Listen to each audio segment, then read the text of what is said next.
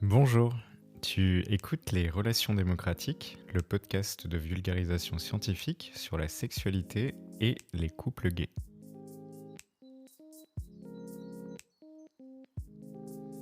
Dans cet épisode, on va s'intéresser aux pratiques sexuelles et voir celles qui sont le plus courantes. Et comme le titre semble l'indiquer, on va essayer de répondre à la question: est-ce que la majorité des rapports inclut forcément une pénétration anale ?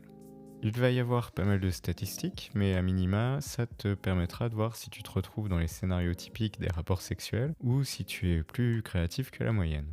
Et dans le détail, je vais décrire dans un premier temps les pratiques chez les couples d'hommes gays. On verra ensuite comment ces pratiques se comparent avec celles des couples hétérosexuels. Et enfin, dans une dernière partie, on ira explorer des pratiques un peu moins consensuelles, plus du côté des fétiches, du côté BDSM. Si tu écoutes ce podcast pour la première fois, tu dois savoir que ce podcast est un divertissement. On va parler de sexualité en utilisant un vocabulaire explicite. Ce podcast ne se substitue pas à un avis médical et il ne faut pas prendre le résultat des études que je vais décrire comme un objectif ou une injonction de norme. Moi-même, je me reconnais pas forcément dans tout ce que je vais raconter. Si le contenu t'intéresse et que tu souhaites approfondir, tu trouveras dans la description de l'épisode les références des articles scientifiques que j'ai utilisés pour réaliser ce sujet. Je te souhaite une bonne écoute. Dans les épisodes 3 et 4, on s'est intéressé à la notion d'actif, de passif et de versatile. On a donné beaucoup d'importance aux pratiques sexuelles qui impliquent une pénétration. On a fait l'hypothèse que la pénétration anale, c'est une pratique courante, voire même que c'est un must des relations sexuelles chez les hommes gays. D'ailleurs, c'est un peu l'impression qu'on a si on regarde du côté de la pornographie, mais là, c'est plutôt une impression personnelle, j'ai pas fait de recherche sur ce point particulier. Mais est-ce que c'est le cas vraiment dans le monde réel ?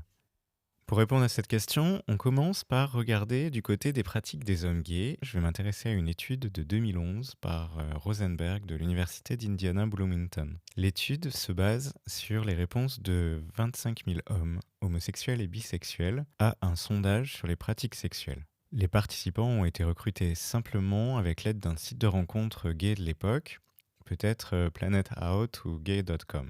Les chercheurs ont proposé aux participants une liste de 12 comportements et ils leur ont demandé de sélectionner dans cette liste ce qu'ils avaient fait lors de leur dernier rapport sexuel. Donc les résultats sont intéressants parce qu'ils ont fait l'analyse par âge et par sexualité.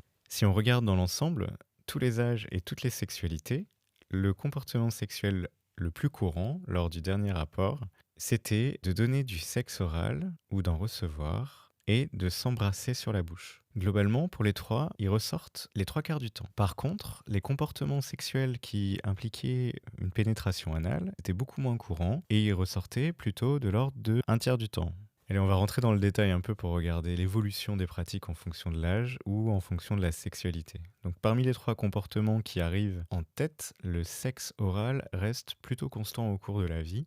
Et ça tourne en gros autour des 3/4 des rapports pour toutes les générations. Par contre, le fait de s'embrasser sur la bouche, ça diminue un peu avec l'âge. En gros, ça passe de 80% pour les 18-24 ans et ça descend à 60% pour les plus de 60 ans. On a donc tendance à se tailler toujours autant de pipes, mais on vit plus souvent des rapports sans s'embrasser quand on vieillit. La différence n'est pas non plus hyper marquée, on perd juste entre 10 et 20%, mais c'est suffisant pour être au-delà des marges d'erreur vu la grande population interrogée, et on peut dire quelque part que c'est significatif. Masturber son partenaire, ou encore le frottement entre les parties génitales, ce sont également des comportements qui diminuent avec l'âge. Pour les frottements, c'est vrai que chez les gays, pour qui ça passe de 70% à 50%, alors que ça reste à peu près constant vers 60% chez les bisexuels.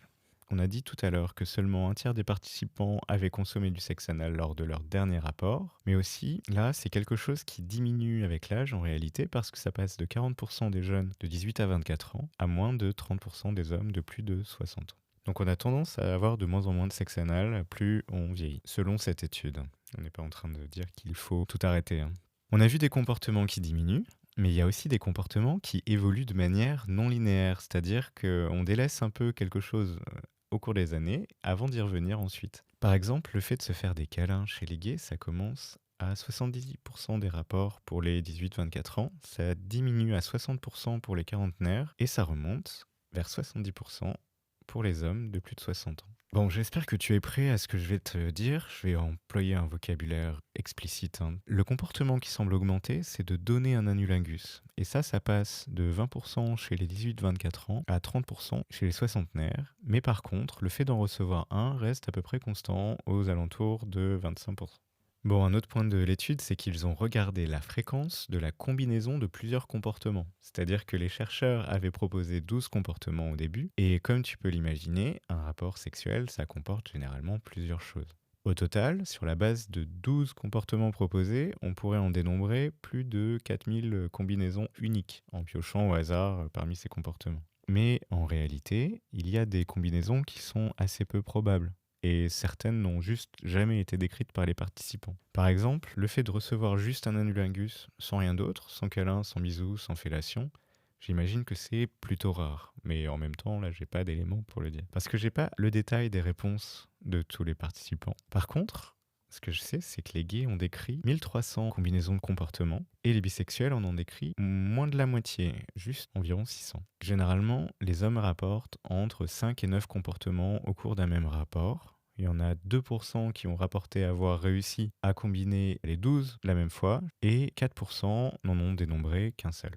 Le scénario typique, rapporté à l'identique par 16% des participants, c'est la combinaison de câlins, de bisous, de frottement des parties génitales et de masturbation. Le second scénario, rapporté par 13% des participants, c'est pareil que celui d'avant, sauf qu'on rajoute le fait de donner et recevoir une fellation. Et c'est important de noter que dans ces scénarios, le sexe anal ne ressort pas. Et là, déjà, on couvre pourtant près d'un quart des scénarios typiques d'un rapport sexuel entre deux hommes. Et je pense que si on analysait les scénarios dans la pornographie, on y serait, mais pas du tout.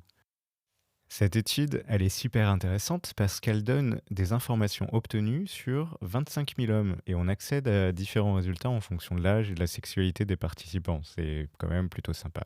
Comme il y a vraiment beaucoup d'hommes interviewés, là on peut se dire que discuter du dernier rapport de 25 000 hommes, c'est comme regarder dans l'ensemble de la population les comportements sexuels en moyenne. Parce qu'on se dit qu'on peut avoir accès à une information qui n'est pas trop affectée par des biais ou par la déformation de la réalité qu'un participant aurait pu se permettre pour paraître plus cool ou juste en se mentant un peu à lui-même. Par contre, on peut trouver à l'étude quelques limitations, et notamment en termes de méthodologie, parce qu'on est dans le cas de ce qu'on appelle un entretien directif ou normalisé, c'est-à-dire qu'on a posé une série de questions fermées aux participants. Alors ça, c'est très pratique pour obtenir de très nombreuses réponses, parce qu'on peut le faire en ligne, et c'est ce qu'ils ont fait là. Par contre, avec cette approche, il est totalement impossible d'obtenir un élément nouveau qui n'avait pas été déjà identifié par les chercheurs. Donc clairement, cette étude, elle n'est pas capable d'identifier si des comportements qui seraient peut-être même plus fréquents que ceux dont on a discuté, ils existent dans la communauté. L'autre point, c'est que les hommes qui ont été recrutés pour cette étude, ils l'ont été sur un site de rencontre. Donc on a peut-être sélectionné des personnes plus conscientes de leur propre sexualité, ou peut-être que les gens qui fréquentaient à cette époque des sites de rencontre avaient une sexualité qui était peut-être différente, particulière sur certains aspects. Dans cette partie, on a vu que les comportements les plus fréquents au cours d'un rapport entre deux hommes, c'est de s'embrasser, c'est les câlins et c'est la fellation. La pénétration anale, elle n'est mentionnée que dans un tiers des rapports. Et il y a dans nos pratiques une dynamique, c'est-à-dire que les pratiques évoluent en fonction de l'âge des participants. Le fait qu'il y ait vraiment beaucoup de fellations qui ressortent, ça j'arrive plutôt à visualiser, hein. Mais la surprise, elle est plutôt sur la prévalence assez faible des rapports incluant une pénétration. La question que je me suis posée en analysant ces résultats, c'est à quel point est-ce que ces pratiques sont finalement différentes de celles qu'on peut retrouver chez les hétérosexuels. Et ça, c'est ce qu'on va voir dans la deuxième partie.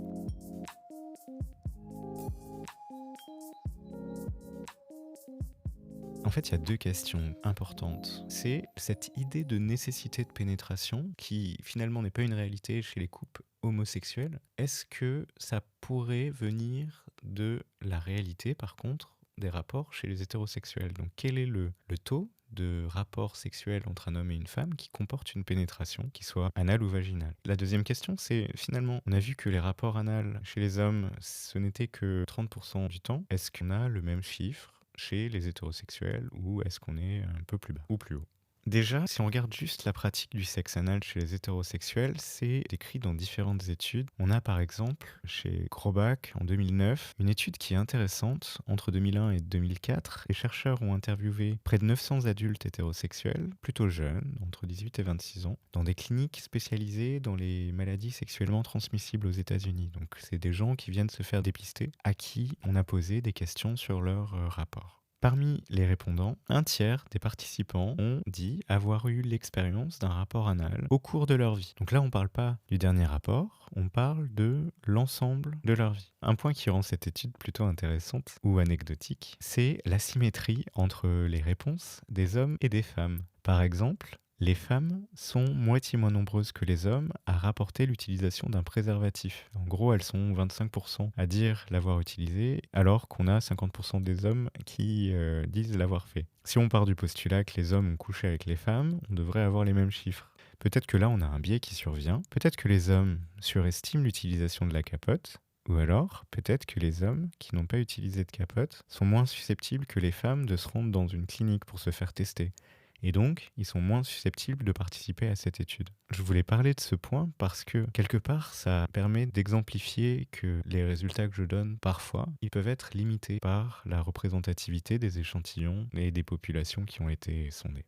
Les chercheurs montrent dans cette étude que les femmes qui rapportent avoir du sexe anal sont généralement des femmes qui ont eu plus de 3 partenaires sexuels différents au cours de leur vie et elles associent le fait d'avoir eu un rapport anal avec 2 autres comportements qui sont le fait de coucher le premier soir avec son partenaire et le fait de recevoir de l'argent pour du sexe.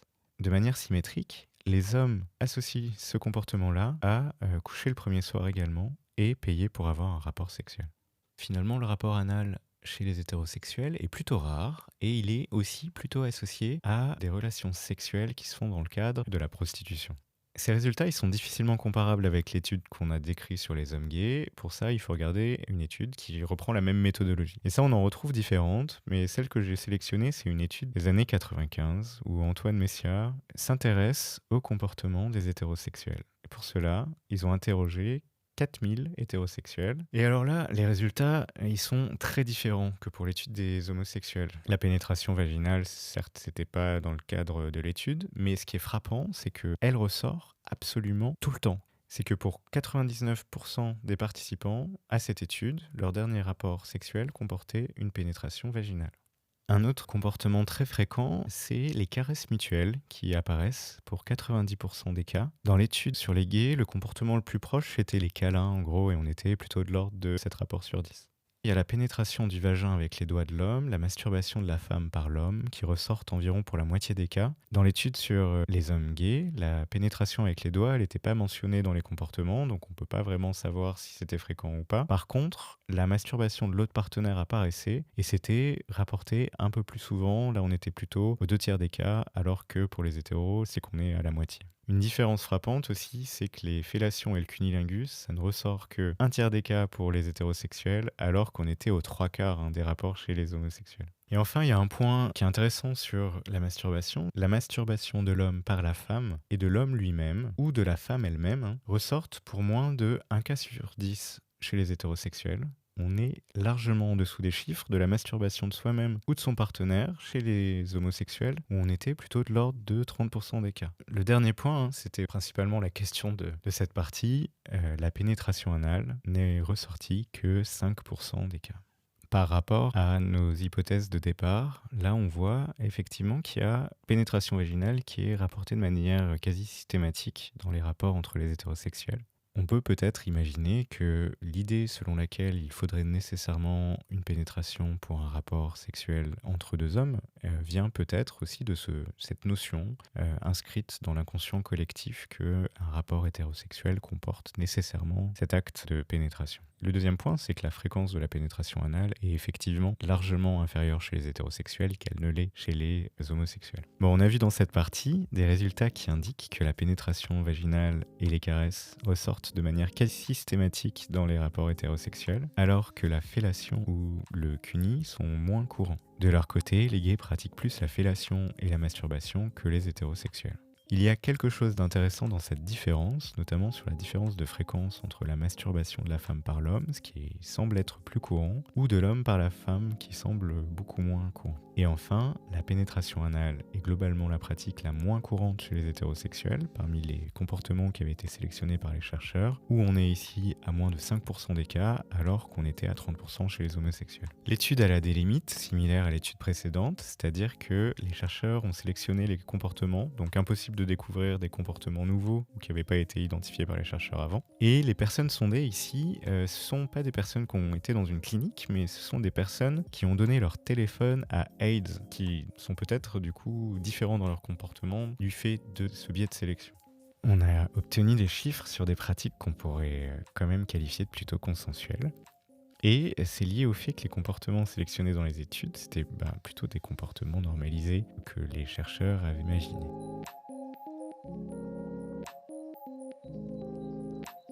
Bon, dans cette partie, on va explorer les aspects BDSM. Alors, je te rappelle, BDSM, c'est pour bondage, domination, soumission et sadomasochisme. Pour ça, il y a une étude sur les hommes gays par Rice en 2016 de la Pennsylvania State University. Dans cette étude, ils ont utilisé la même méthodologie que les études sur les pratiques consensuelles des homosexuels ou des hétérosexuels. Mais ici, on a une étude de plus petite ampleur que l'étude précédente, c'est-à-dire qu'on a environ 100 fois moins de participants que l'étude sur les homosexuels. On a interviewé seulement 250 personnes.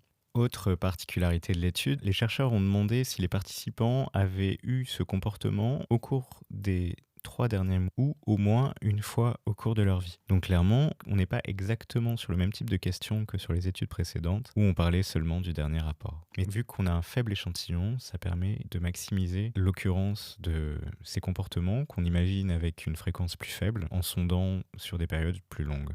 Dans un premier temps, par rapport au comportement avec une pénétration, on a clairement la fellation qui ressort pour un comportement qui a été déjà expérimenté au moins une fois dans sa vie pour 99% des participants de l'étude. Ça confirme quelque part l'étude précédente qui faisait ressortir ce comportement comme étant l'un des plus fréquents au cours d'un seul rapport sexuel. 9 participants sur 10 dit avoir eu au cours de sa vie un rapport anal non protégé. Mais seulement les 2/3 disent l'avoir fait récemment. C'est assez cohérent avec la précédente étude. On a globalement une grande probabilité d'avoir testé un rapport anal si on est gay, mais on le pratique pas tout le temps. Environ 1/3 des cas selon l'étude précédente. Mais si on regarde sur 3 mois, alors ça me surprend pas qu'on ait environ 60% des personnes qui l'aient fait. Donc juste avant, là, on parlait de la pénétration anale avec le pénis, et en fait les chiffres sont exactement pareils pour la pénétration anale avec le doigt. Bon, on retrouve ensuite d'autres comportements, typiquement l'utilisation de sextoys. En gros, 65% des participants ont dit l'avoir fait au moins une fois dans leur vie et ils sont 1/3 à l'avoir fait récemment. Alors attention, encore une fois, je vais utiliser un vocabulaire plutôt explicite. L'étude, elle parlait en tant que comportement de l'insertion de liquide ou de gaz dans l'anus pour très probablement faire un lavement. C'est un comportement qui est rapporté pour 50% des hommes qui l'ont fait au moins une fois dans leur vie. Et ici, ils sont aussi nombreux à rapporter l'avoir fait récemment. Enfin, des comportements peut-être plus rares. Le fisting, qui correspond à l'insertion d'un poing dans le rectum. Ça, c'est quelque chose qui a été essayé au moins une fois au cours de la vie par 1/3 des participants. Mais ils sont moins nombreux à dire l'avoir fait récemment. Ils sont que 1 sur 10 qui l'a fait ces 3 derniers mois. Donc c'est pas forcément très rare d'avoir essayé le fisting typiquement, mais c'est plutôt rare de le pratiquer au quotidien, selon cette étude. Enfin, le sounding, qui est l'insertion d'un élément dans l'urètre, ça a été essayé au moins une fois pour moins de 1 participant sur 10. Et là, seulement 1% disent l'avoir fait durant les 3 derniers mois. On est sur quelque chose dont on fait rarement l'expérience et qu'on pratique assez peu.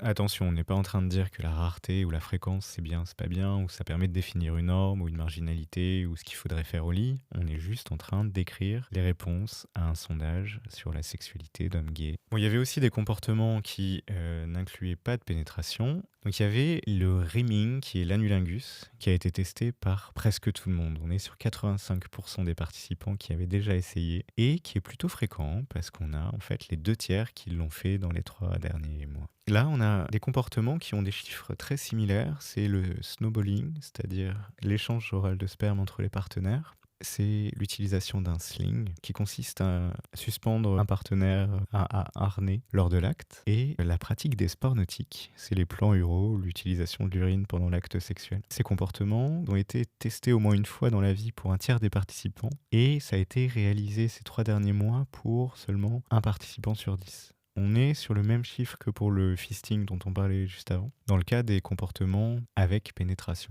Parfois, il y a des comportements, quand on regarde les chiffres, et surtout la différence entre ceux qui les testent une fois et ceux qui le font tout le temps, on a l'impression que certains comportements, ils sont adoptés une fois qu'ils sont testés. Et ça semble être le cas de l'asphyxie érotique, c'est-à-dire la restriction de l'oxygène dans le but de susciter de l'excitation sexuelle. Une personne sur 10 l'a déjà essayé et une personne sur 10 l'a pratiqué au cours des 3 derniers mois. Je pense qu'il faut que je dise dans le podcast que c'est un comportement hyper dangereux. Je pense qu'il y a des personnes qui sont mortes en le faisant, donc je ne souhaite surtout pas que vous ayez l'idée de le faire après avoir écouté ce que je viens de dire. Et après, il y a 2 comportements qui sont vraiment rapportés par beaucoup moins de personnes. C'est le felching, c'est la succion du sperme en dehors du rectum du partenaire. Un participant sur 10 qui l'a déjà testé et moins de 3% qui l'ont fait au cours des 3 derniers mois. Et le dernier point, c'est la scatologie, qui est l'utilisation des fesses dans les actes sexuels, qui a été testée par 2% au moins une fois dans la vie et pratiquée par une seule personne au cours de l'étude, donc moins de 0,5%. On a demandé aux participants s'ils avaient déjà pratiqué le sexe en groupe. Ils sont 2 tiers à l'avoir fait et seulement un quart qui l'a fait ces 3 derniers mois. Et le sexe anonyme, c'est-à-dire ne pas connaître le prénom de son partenaire, 2 tiers l'ont déjà fait et un tiers l'a fait récemment. Donc voilà, dans cette partie, on a fait le tour des pratiques moins consensuelles. On a vu qu'il y avait de nombreuses pratiques qui étaient beaucoup plus fréquentes que la pénétration anale. On a vu aussi que certaines pratiques sont essayées par une partie significative de la population, mais sont beaucoup moins pratiquées au quotidien, alors que d'autres pratiques semblent reproduites systématiquement par ceux qui les ont essayées au moins une fois. Et là, ça clôture cette 3e partie sur les comportements un peu moins consensuels. Et ça permet de faire la transition avec un petit récap sur l'épisode que tu viens d'écouter. Je vais essayer de te donner une conclusion. On a vu dans cet épisode que des comportements les plus fréquents chez les couples gays, c'est de s'embrasser, de donner et recevoir des fellations, et que la pénétration anale, elle n'est mentionnée que dans un tiers des cas. Il y a un point qui me semble important, c'est de se dire que les pratiques, elles évoluent en fonction des sexualités, mais aussi de l'âge des individus. Et que quelque part, il n'y a aucun problème à avoir envie de choses différentes au cours de sa vie. Et le dernier point, c'est qu'il semble y avoir de très très nombreuses pratiques qui n'incluent pas de pénétration anale. Certaines pratiques sont peu répandues, certaines pratiques sont essayées puis peu reproduites, d'autres le sont systématiquement après la découverte. Mais en gros, il existe énormément de choses qui ne comportent pas de pénétration anale. Et ça, par rapport aux hypothèses que j'avais au tout début de l'épisode, en fait, l'idée comme quoi la pénétration anale est quasiment nécessaire pour un rapport entre hommes, on y est, mais pas du tout. Et un point important, c'est que quelque part, la pénétration anale, quand on regarde juste en termes de statistiques, elle peut en fait avoir une fréquence qui est assez proche de d'autres comportements qu'on aurait pu considérer comme moins consensuels. Et en fait, l'utilisation d'un harnais ou la réalisation d'un anulingus, en termes de fréquence, on n'est pas si loin de la pénétration anale. Ce qui pourtant semble pas forcément être des pratiques qu'on aurait pu imaginer comme étant quasi systématiques, ou en tout cas aussi fréquentes que la pénétration anale. Bon, cet épisode des relations démocratiques touche à sa fin. J'espère que tu as appris des trucs et que tu as kiffé. Si tu as aimé, tu peux laisser un super commentaire sur Apple Podcast et donner 5 étoiles à l'épisode. Si tu souhaites être tenu informé des prochains épisodes, abonne-toi. Je t'invite aussi à visiter soit le site du podcast, tu peux aussi t'abonner à la page Instagram que tu trouveras en cherchant les relations démocratiques sur la plateforme. Merci de ton écoute et à bientôt.